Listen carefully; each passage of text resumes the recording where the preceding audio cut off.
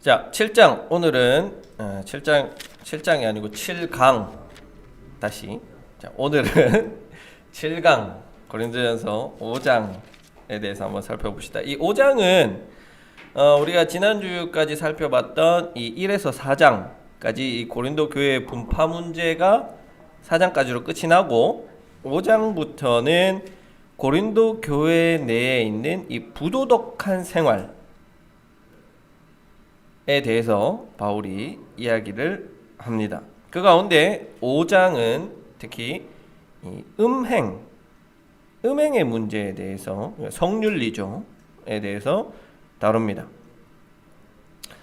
그런데 이 음행이라는 것은 새로운 주제가 시작되는 것은 아니에요. 왜냐하면 은행의 문제도 지혜의 문제, 잘못된 지혜의 문제의 연장선에 있기 때문에 음행도 새로운 어떤 것은 아니다.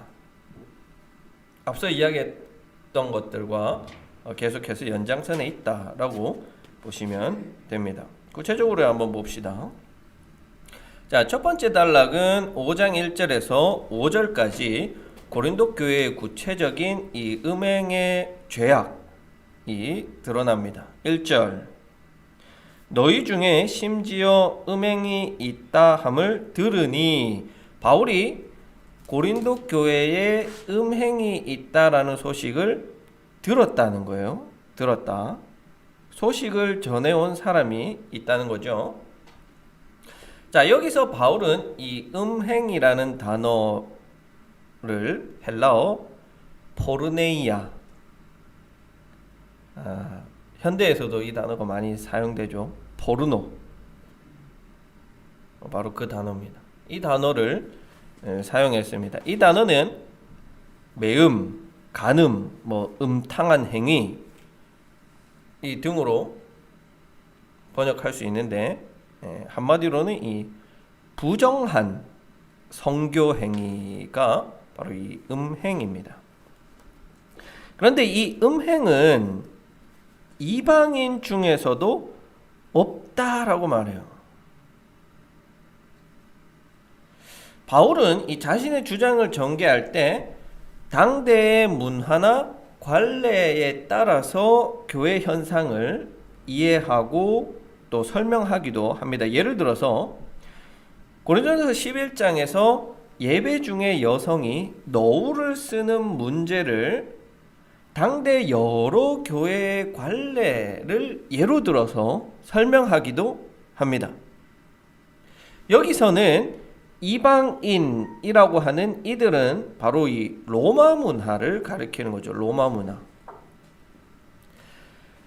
바울이 고린도전서를 쓸 이 당시에 로마 문화는 특히 성적으로는 굉장히 타락한 문화를 가지고 있습니다. 우리가 고린도전서를 서론을 할 때 다루었지만 항구 도시로서 이런 성적인 타락과 문란함이 극에 달해 있었는데, 이것은 비단 고린도시만의 어떤 특징이 아니라 당대의 로마 문화 전반적으로 지금 우리가 볼 때는 굉장히 성적으로 타락해 있고 문란한 문화를 가지고 있었습니다. 레리 허타도라는 이 학자가 쓴 책 중에 처음으로 기독교인이라 불렸던 사람들, 여기 있는데요. 어디 있죠? 한번 찾아서 읽어보세요. 처음으로 기독교인이라 불렸던 사람들, 굉장히 좋은 책입니다. 이 책에 보면 당시 부자 남성이 어린 소년을 성적인 놀이개, 성적인 대상으로 사용했습니다. 여자 어린애가 아니고 남자 어린애, 동성애적 이런, 현대로 말하면 동성애라고 표현하는데 정확히 동성애는 아닙니다만은 이런 문화, 또 창녀 문화, 또 신전 창기 문화, 이런 것들이 일반적이었어요. 일반적. 그것이 어떤 막 더럽다, 뭐 우리가 말하는 뭐 문란하다.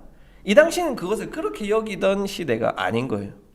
그것이 일반적인 문화였어요. 그런데 이렇게 성적으로 타락한 로마 문화였음에도 불구하고 근친상간은 이방 문화에도 없었다라고 이야기하는 거예요. 그만큼 이례적인 사건이에요.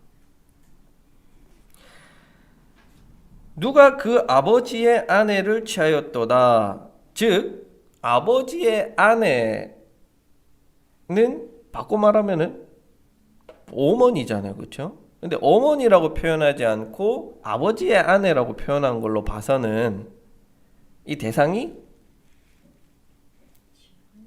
친어머니는 아니에요. 친어머니는 아니고 계모를 지칭하는 것 같아요. 뭐 두 번째 아내든지 세 번째 아내든지 아니면 계모를 지칭하는 것 같아요. 그래서 계모와 성관계를 한 사건이 고린도 교회에서 있었습니다. 그런데 이것은 율법에 따르면 레위기 18장 8절 그리고 신명기 22장 30절에 따르면 자기 계모와 성적인 결합을 하면 어떤 처벌이 따르냐면 돌로 쳐 죽여야 하는 형벌이 바로 이 형벌입니다. 그런데 2절에 보니까 그런데 너희가 오히려 교만해져서 통한이 여기지 않고 내쫓지 않았다. 여러분, 바울은 음행이 일어나는 것만으로도 충분히 충격적이었어요. 충격받았어요. 그런데 더 충격을 받은 건 뭐냐면 이 고린도 교회의 태도예요. 고린도 교회가 이 일을 접하고 어떤 태도를 보였냐면 오히려 교만이 여기고 통한이 여기지 않고 그 음행을 한 사람을 내쫓지 않았다. 여러분, 성령의 은사가 풍성하게 일어나고 방언과 예언이 막 일어났던 이런 풍성한 교회에서 어떻게 이런 일이 일어날 수 있을까요? 도무지 이들은 음행을 죄로 여기지 않았대요. 그리고 도리어 교만해졌다는 겁니다. 이 말은 자랑했다는 거예요. 자랑했다. 어떻게 이런 일이 일어날 수 있을까요?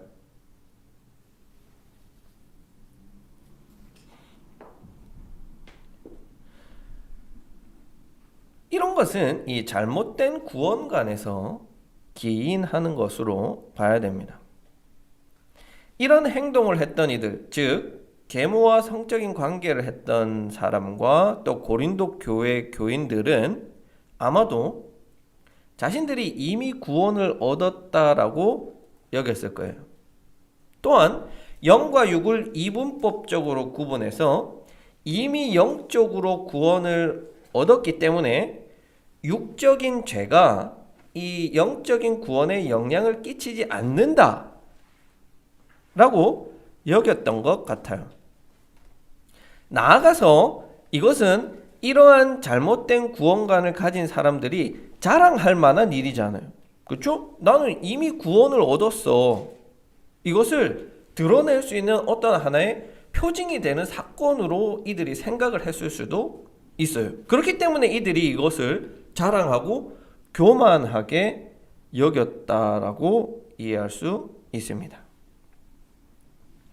자, 그런데 우리가 이제 한 가지 다른 관점 측면에서 이 사건을 봐야 될 필요가 있는 것은 바울이 여기서 이 음행의 문제를 다루면서 굉장히 화가 나 있고 굉장히 강경한 어조를 사용하고 있어요.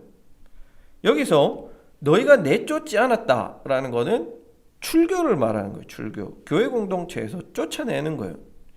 오늘날에도 여러분, 출교라는 것은 우리가 교회 법상 내릴 수 있는 가장 최고의 형벌이 출교입니다. 교회 공동체에 더 이상 나오지 못하게 하는 거예요. 그런데 그것은 초대교회 당시에는 지금보다 더 엄격한 형벌이 되겠죠. 바울은 이렇게 음행에 대해서 굉장히 극단적으로 강경하게 이야기를 하고 있는 거예요. 왜 그렇게까지 이야기할까? 바울이 한 생명을 정말 그 구하는 걸 소중하게 여겼는데 왜 교회에서까지 내쫓으라, 이렇게 잘 뭐 회개하게 하고 또 바른 길로 돌아오게 해라, 이게 아니라 내쫓으라는. 이거는 이 다른 관점이 있는 거예요. 어떤 율법적인 또 뭐 혹은 뭐 윤리적인 이런 관점이 아니라 다른 관점이 있어요. 그것은 뭐냐면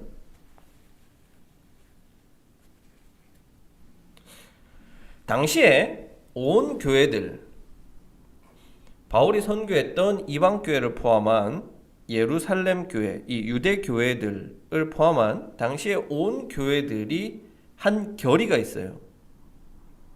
그 결의에 대한 위반 행위예요, 이 음행은. 자, 사도들의 노력으로 복음이 유대 지방 그리고 사마리아 그리고 로마 지역 전역 곳곳에 복음이 전파되었어요. 그런데 이 초대 교회에는 이 유대파, 유대적 교회, 유대인들의 교회와 비유대파, 그러니까 헬라인들의 교회 혹은 유대인과 헬라인 그리스도인 간의 갈등이 눈에 드러나게 있습니다.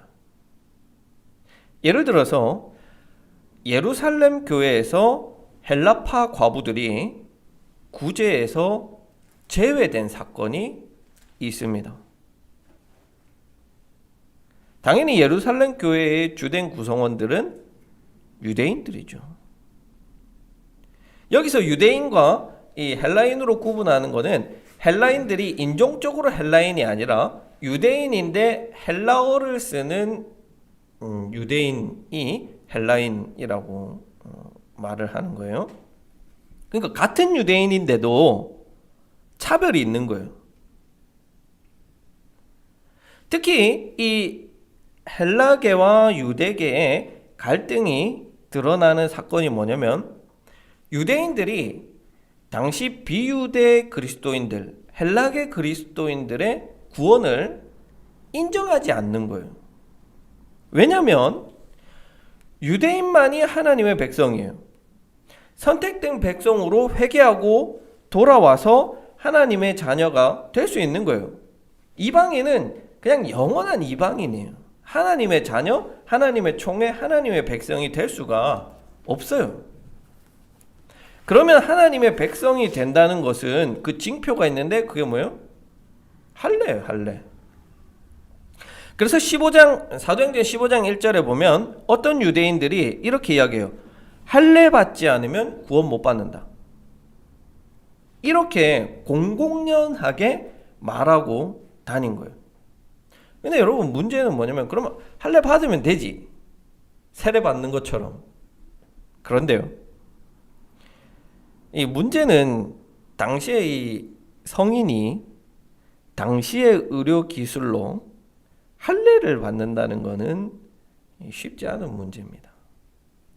유대인들도 난지 8일 만에 그 아기들을 할례를 시행을 하는데요. 뭐 물론 그 난지 8일 된 아기도 뭐 엄청 아프겠죠만은 성인이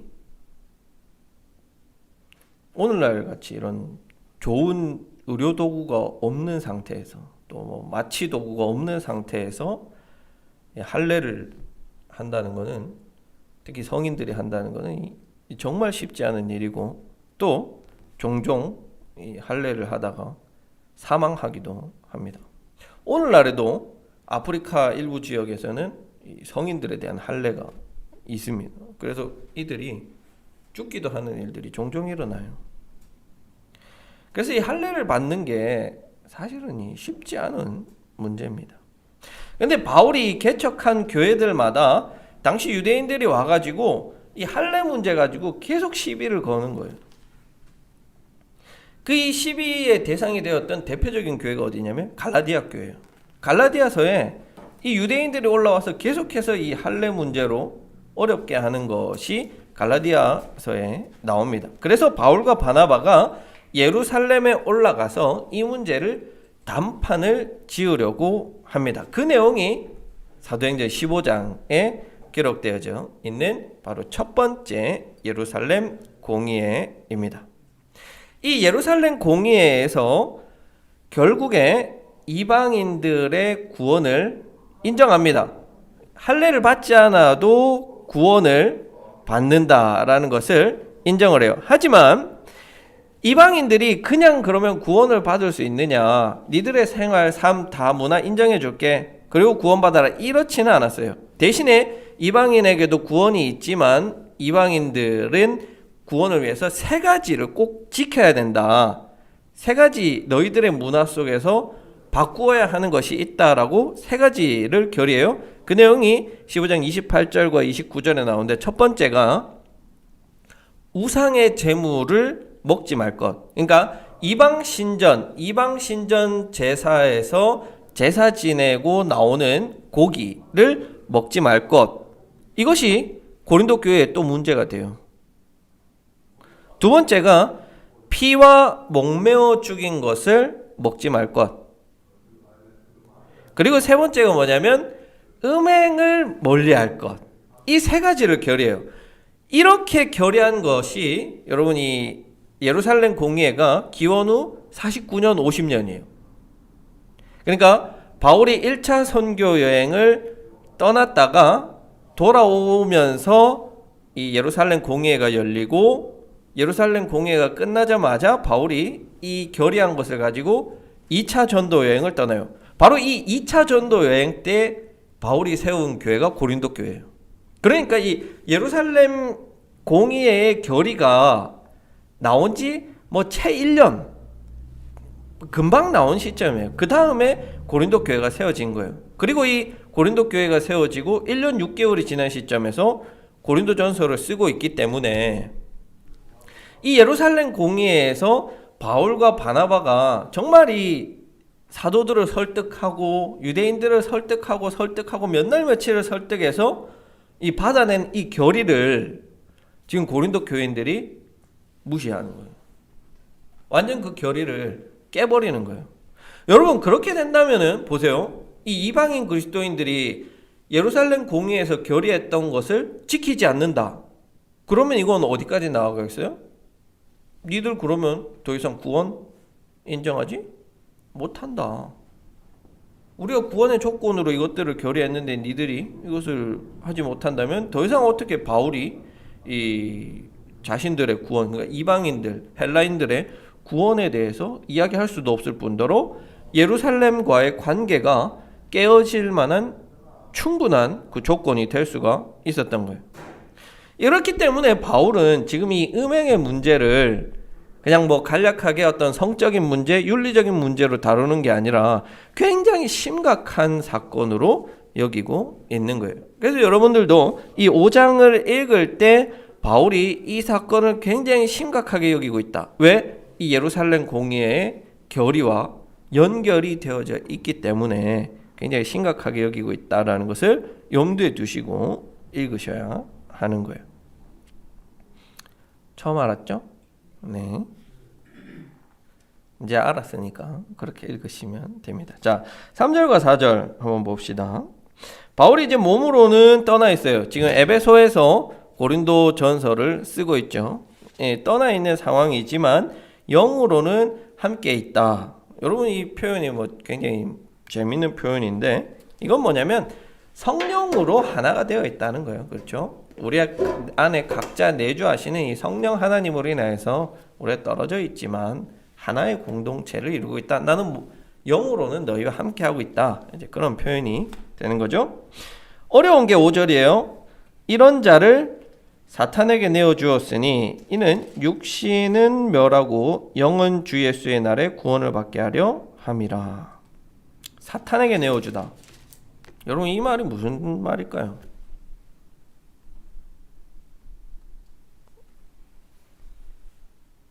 사탄에게 내어주다. 세 번역에서 이렇게 나와요. 여러분은 그러한 자를 당장 사탄에게 넘겨주어서 그 육체는 망하게 하고 그의 영은 주의 날에 구원을 얻게 할 것입니다. 여러분이 굉장히 무서운 말 아니에요? 사탄에게 넘겨주어야 된다. 이게 무슨 의미일까요? 출교.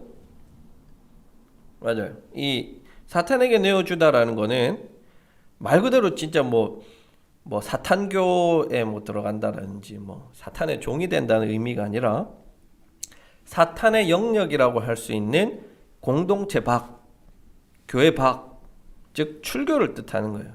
그래서 출교를 시켜라. 그런데 이게 진짜로 사탄의 뭐 자녀가 되라, 더 이상 구원 못 받게 해라, 이런 이야기가 아니죠. 세번역에서 요 의미가 잘 나오는데, 육체는 망하는데 그의 영은 주의 날에 구원을 얻게 해야 한다. 즉 이렇게 출교를 함으로 인하여서 혹시라도 회개할 가능성에 대해서 바울은 이야기하고 있는 거예요. 그래서 이 음행에 대해서는 굉장히 단호하게 이야기하고 있지만, 또 출교하라고까지 이야기하지만, 정말 그 사람이 뭐 구원을 못 받게 해라 이런 의미라기보다는 한 생명을 어떻게라도 좀 이렇게 살려야 한다는 이 생각은 있죠. 그러나 출교시키라고 한 것에는 또 그 의도가 있죠. 이 뒤에서 나오지만, 이 죄라는 것이 공동체 안에 계속 존재하게 되면 이 어떤 일종의 누룩의 역할을 해서 이 죄가 공동체 내에서 계속해서 퍼져나가게 된다는 거예요. 그래서 이 누룩을 제거할 필요가 있다라고 바울은 그런 의도로 이야기를 하는 것이죠. 자, 두 번째 단락은 6절에서 8절까지 이 순결함을 이야기합니다. 앞서 말씀드렸던 이 누룩 이야기가 나오죠. 자, 6절에서 너희가 자랑하는 것이 옳지 않다. 여러분, 뭐를 자랑했을까요? 그렇죠. 음행을 자랑한 거예요. 음행을. 왜 이들이 음행을 자랑했느냐? 앞서 말했던 대로 어떤 구원을 받았다, 이미 우리가 영적인 구원에 이르렀다는 것을 일종의 증거로 여겼던 것 같아요. 그래서 영과 육을 이분법적으로 나누고 영혼을 구원은 받았으니까 육신은 뭐 아무렇게 하는 것에 거리낌이 없다. 나는 뭐 더 이상 육신의 어떤 죄를 짓는 것에서 거리낌이 없다. 왜? 나는 이미 구원을 얻었으니까.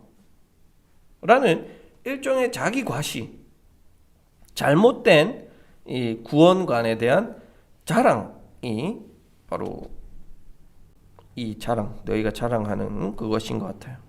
여기서 누룩이라는 것은 바로 교회 내의 범죄 행위를 가리키는 것이죠. 7절에서 너희는 누룩이 없는 자인데 새 덩어리가 되기 위하여 묵은 누룩을 내어버리라. 우리의 유월절 양 곧 그리스도께서 희생되셨느니라. 자, 7절이 세 부분으로 기록되어져 있어요. 너희는 누룩 없는 자다. 새 덩어리가 되기 위해서 묵은 누룩을 내어버리라. 그리고 우리의 유월절 양 곧 그리스도께서 희생되셨다. 이렇게 세 부분으로 구성되는데, 그 중에 서술형이 유월절 양 그리스도께서 희생되었다가 제일 앞에 오고, 따라서 너희는 어떤 사람이 됐어요? 누룩 없는 자가 되었다. 그렇다면 어떻게 해야 돼요? 묵은 누룩을 내어 버리라. 명령형으로 가는 거죠. 그래서 이 7절은 그렇게 해석하셔야 돼요. 소술령인 유월절 양 그리스도께서 희생되셨다. 그렇기 때문에 너희는 누룩 없는 자가 되었다. 따라서 너희 안에 있는 이 묵은 누룩을 내어 버리라. 로 해석하면 해석이 매끄럽죠. 8절에서 이러므로 우리가 명절을 지키되, 명절은 무슨 명절을 가리킬까요? 유월절이에요. 그렇죠. 유월절, 새 유월절이죠. 옛 유월절이 아니라 새 유월절에 어린 양의 피를 흘리신 예수 그리스도, 그분을 믿기 때문에 그분이 흘린 피로 인하여서 우리는 깨끗하게 되었고 누룩이 제하여졌기 때문에 우리 안에 있는 그 묵은 누룩들을 내어버리는 그것이 새 유월절의 어린 양 대신 그리스도를 믿는 자들이 해야 하는 삶의 자세인 것이죠. 마지막 세 번째 단락이 이제 9절에서 13절까지입니다. 이 부분은 이제 마지막으로 바울이 한 번 더 음행에 대해서 경고하고 있습니다. 자, 특히 9절에서 11절까지의 말씀은 바울은 앞서 쓴 편지를 염두에 두고 말하고 있어요. 그래서 9절에서 내가 너희에게 쓴 편지에, 11절에서 이제 내가 너희에게 쓴 것은, 이런 표현들이 다 이미 보낸 첫 번째 편지가 있다라는 말이죠. 우리가 서론에서 분명히 고린도전서에 앞서 보낸 편지가 있다는 것을 배웠죠. 이 편지에서 바울이 무엇을 적었냐면, 어떤 내용을 보냈냐면 음행하는 자와는 사귀지 말라는 내용을 적어 보냈어요. 음행하는 자와 사귀지 말라. 그런데 이 편지의 내용을 받은 고린도 교회가 오해했어요. 어떻게 오해했습니까?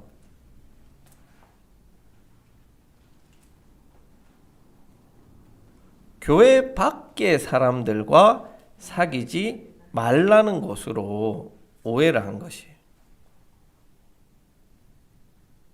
그래서 바울이 적은 이 음행하는 자와 사귀지 말라는 것은 교회 밖의 사람들을 가리키는 게 아니라 교회 안에서 범죄하는 이들, 죄를 범하는 이들과 사귀지 말라는 교회 내의 규범을 말하고 있는 거예요.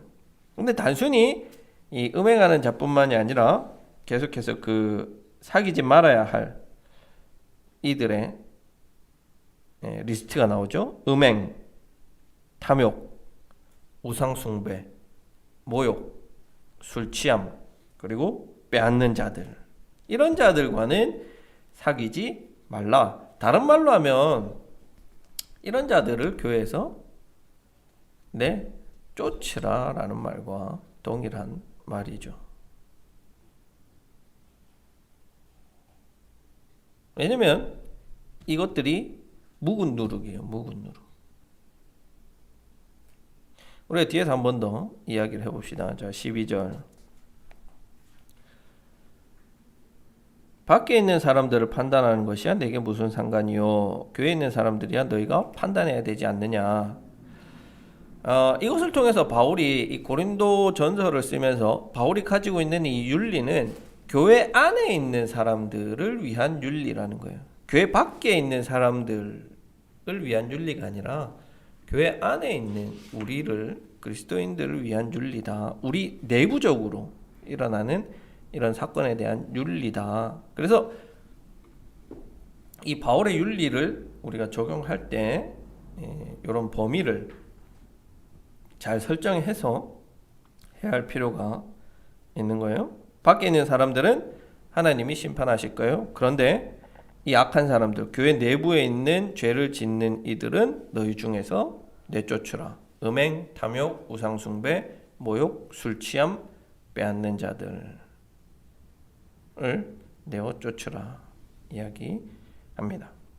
그래서 바울은 이 고린도전서 5장에서 음행의 문제를 예로 들어서, 그러니까 하나의 사건이죠. 하나의 사건을 예로 들어서 교회 전체 내에 있는 이 범죄들,